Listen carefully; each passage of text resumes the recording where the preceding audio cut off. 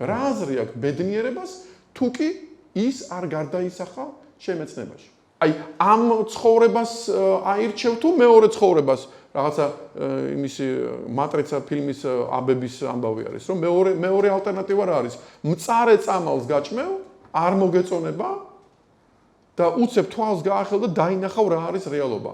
მაგრა იწვალებ, მაგრამ სამაგეროდ რეალობას დაინახავ. რა გირჩევნია, მწარე რეალობა თუ ტკბილი ილუზია? და მე შემიძლია გითხრათ ჩემი გამოცდილებით. ამ კითხვას რო ვსვავ, 90% ირჩევს ტკბილი ილუზიას. პრაქტიკულად ახლა მე კითხვა-პასუხებზე კვლევა არ ჩამიტარებია, მაგრამ ცხოვრების წესიდან გამომდინარე. და რას ნიშნავს იცით ტკბილი ილუზია? არ აინტერესებს. რა უნდა აინტერესებდეს? არც სამყარო, არც თავის თავი, არც თავისი აზროვნება, არც თავისი შინაგანი, არაფერი. აი ის კმაყოფილდება იმითი, სადაც განიცდის აი ამ რაღაცა ქვედა ეგოისტურ სიამოვნებას და ამას რავი მივახცე, კაი პონტია რა რაღაც. მანქანა ვიყიდე ისე შვილი მოვაწყე რაღაც. კარგად ვარ. დამანებე თავი. ნუ გამიხურე თავი ამ შენი ფილოსოფიით და შემეცნებით.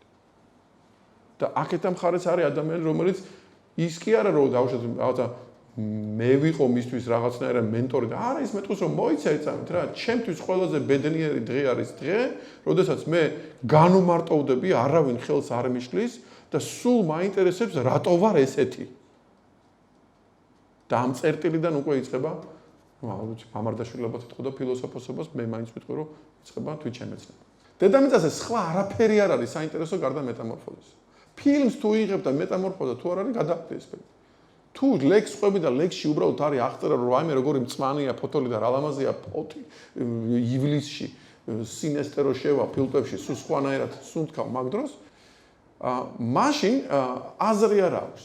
მაგრამ შენ თუ იტყვი რომ ლექსი არის ესეთი რომ ვიყავი ფოთში, ჩავისუნთქვე ღრმად, რაღაცა ამ სინესტემ გამახსენა ბავშვობა იმ რაღაცაში კიდე რაღაცა და მე კურცხალი გადმომარდა და გავიდა მეტამორფოზაზე, ანუ იგივე ფოთი, იგივე სინესტე, იგივე ეს ყველაფერი გამოიყენე, ოღონდ მოხმარდა მეტამორფოზას. მაშინ შენ ცოცხალი ყოფილხარ და ფოთიც გაგიცოცხლები. ამიტომ მეტამორფოზა არის ის, რომელშიც თუ რაღაცა შევიდა, ის ცოცხლდება.